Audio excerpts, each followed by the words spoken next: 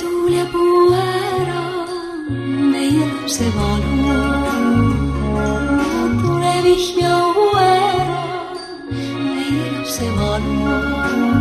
Pühapäevases saates näidatud lugu Ülenurme kandis maanteel autole jäänud koerast ei andnud oma loodetud tulemust. Koera peremees varjupaigaga ühendust ei võtnud.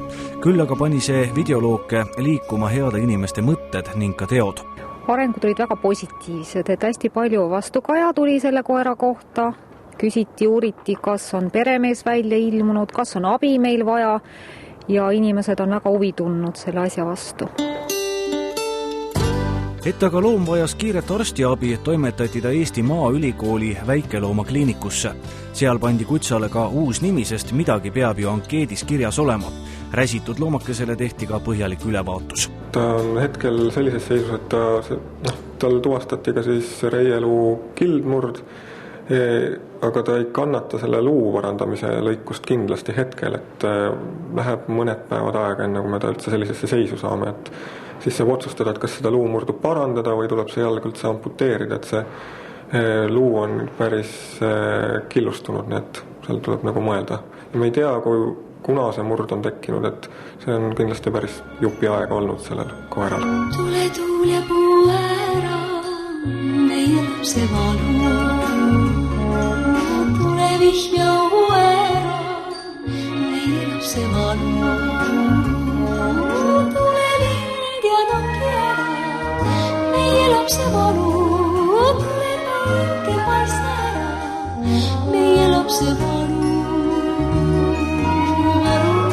Kliiniku inimeste sõnul peab Reporteri nimeline kutsa hoolimata tõsistest vigastustest end kenasti üleval.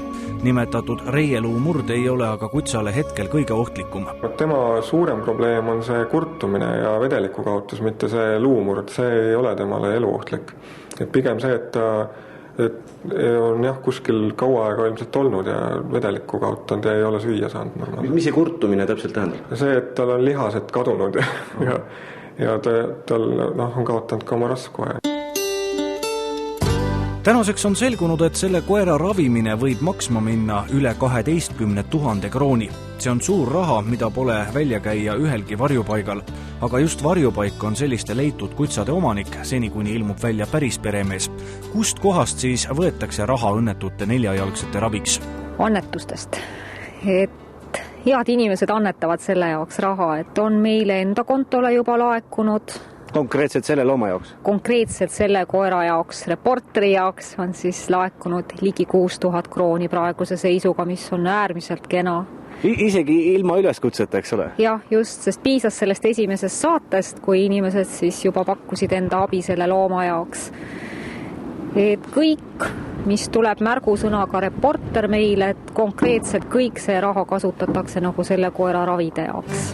Suured koerad ja väiksed koerad ja kutsikatel kellad kaelas. Suured koerad ja väiksed koerad kutsikatel kellad kaelas. Kuid lisaks tavakodanikele on lubanud seda koera toetada ka Eesti Loomakaitse Selts. Seltsi liige, kiirreageerija Heiki Valner pani asjad liikuma.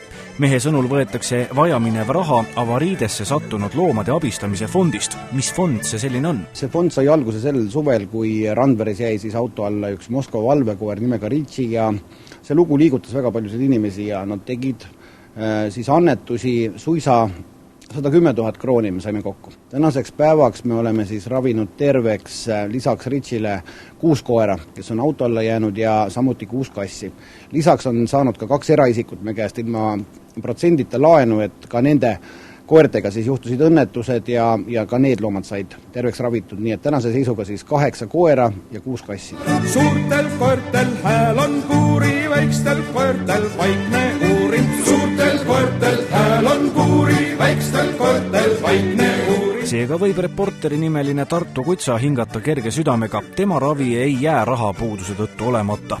Mis saab aga fondist edasi? Ühel hetkel lõpevad ju suvel annetatud rahad. Momendil on nagu alles veel ainult 30 000 krooni ja see on ka sellest on juba 10 000 broneeritud siis ühe Pärnus autolla jäänud koera tarbeks ja teine 10 on nüüd Tartu koer, et jah, loomulikult, et kui keegi tahab ja saab, et siis need annetused on nagu ainuke võimalus, kuidas loomad on võimalik veel elule tagasi võita, et kui panna Loomakaitse Seltsi arvele annetus teele ja kui sinna selgitusse kirjutada avarii, siis me kasutame seda raha ainult auto alla jäänud loomade raviks.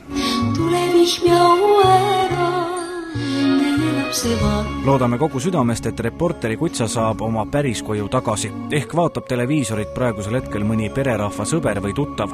Ja kui peremees peakski välja ilmuma, siis ei pea ta muretsema suurte ravikulude tasumise üle. Seda raha temalt tagasi ei nõuta.